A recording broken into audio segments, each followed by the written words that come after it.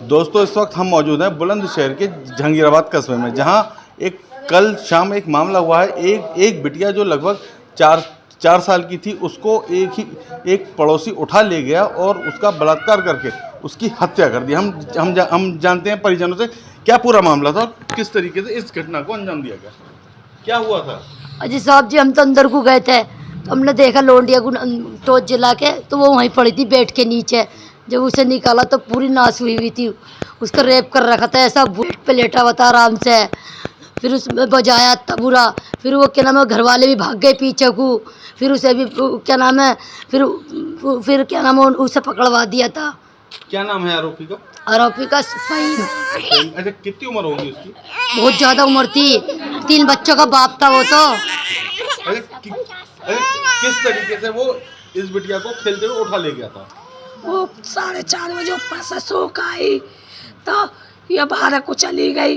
वो उसके दरवाजे पर चप्पल पड़ी तो हम कह रहे चप्पल पड़ी है इसकी। उसे उठा कर अपने कमरे में बंद कर लिया। उसके साथ बहुत जिनावर के साथ ऐसा जिनावर भी ना करेगा जो इसके साथ ऐसा करा, पूरा इतना पूरा करा। उसके साथ बहुत जुल्म हुए, बहुत नाइंसाफ़ी करी हमारे साथ। उसके परिवार को सबको पता है। जब हम इस घर में रह रहे हैं, इन परिवारों को ये पता नहीं कि हमारा बच्चा क्या कर रहा है इस बच्ची के साथ। वो लोग ने बोरियों में बंद कर रखा था, बेड के नीचे फेंक रखी। अच्छा, कैसे आपको शक हुआ कि हमें बच्ची ये जो है इस शक घर में। हुआ, हमने ऐलान लगवाए। उसने 15 दिन पहले अपनी भतीजी के साथ ऐसा ही करा।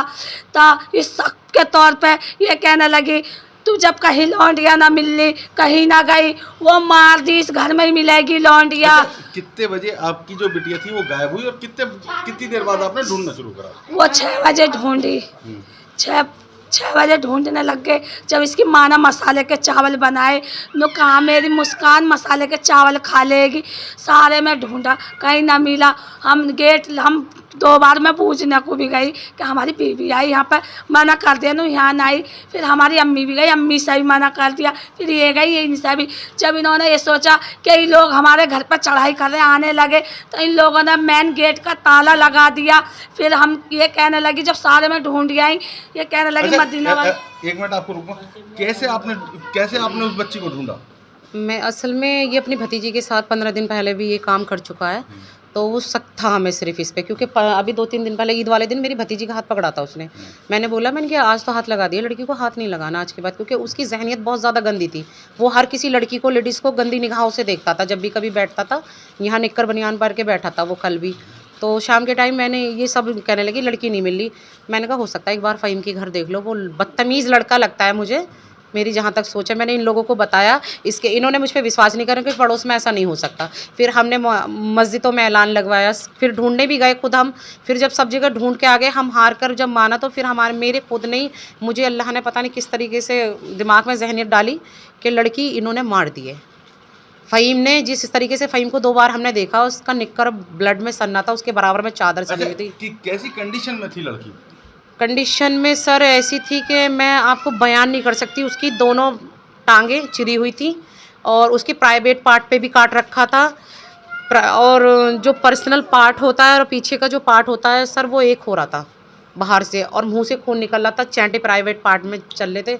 अच्छा, जैसे कि जो बच्ची थी, क्या इससे पहले भी इस टाइप की हरकत कर चुका है किसी के सर साथ? अपनी भतीजी के साथ करा था 15 दिन पहले इसने, ये भतीजी के साथ करा, तभी हमें इस पे शक हुआ। अच्छा, कितनी उम्र होगी इसकी। उस लड़की की तो सर 11 साल की उम्र है। नहीं, आपकी बच्ची। हमारी की 4 साल थी। अच्छा, 4 साल की। 4 के साल। अच्छा, किवाड़ खोल के आप लोग अंदर कैसे गए। सर हम किवाड़ खोल के नहीं गए, पहले तो उन्होंने लॉक ही लगा दिया था। हमने बहुत दरवाजे खटखटाए मगर उन्होंने नहीं खोले, लॉक लगा दिया। फिर हम एक छोटे से बच्चे से बोलने लगे, मैंने कहा ऐसा है तू चढ़ गेट खोल के, तो कुंडी खोल दे बस, बाकी हमने जानी कि हम अंदर कैसे बढ़ेंगे। छोटी दीवार थी, बच्चा कूद के ने कुंडी खोल दी।